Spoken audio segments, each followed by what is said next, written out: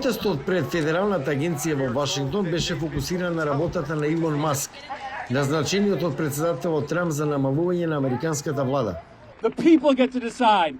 Народот треба да одлучи како ќе ги браниме Соединетите американски држави. Народот треба да одлучи како ќе се трошат парите на нивните даночни обврзници. Илон Маск не може да одлучува.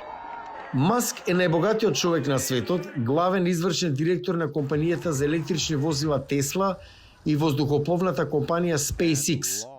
Тој исто така поседува и други компании, вклучувајќи и платформата за социјални медиуми X, порано позната како Twitter.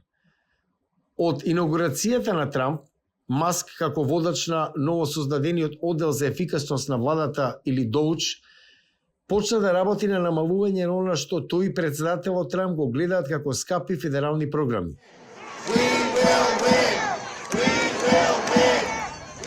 Тимот на Маск наводно добил пристап до платните системи на одделот за финансии, предизвикувајќи загриженост, побарува контрола врз Американската агенција за меѓународен развој, која обезбедува хуманитарна и друга помош за повеќе од 100 земји.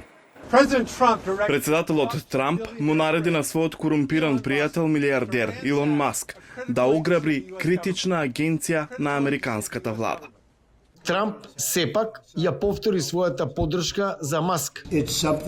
Тоа е нешто за што тој чувствува дека е неопходно и јас сум импресиониран за тоа што тој веќе води голема компанија. Илон Маск рече дека она што го открил во USAID не може да се спаси. Додека истражуваме во USAID, стана очигледно дека она што го имаме овде не е јаболко со црв во него, туку имаме цела топка од црви. Конгресните демократи го оспоруваат тоа и велат дека е погрешно што Маск има толку голема моќ, мала одговорност и надзор, особено ако се има предвид дека SpaceX има договори со федералната влада.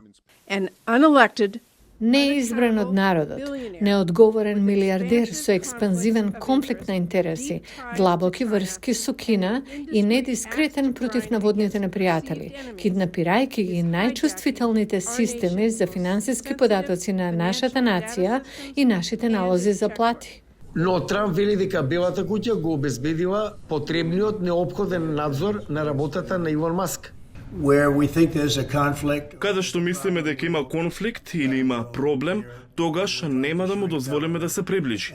Ние се обидуваме да ја намалиме владата, а тој веројатно може да ја намали како и кој било друг, ако не и подобро.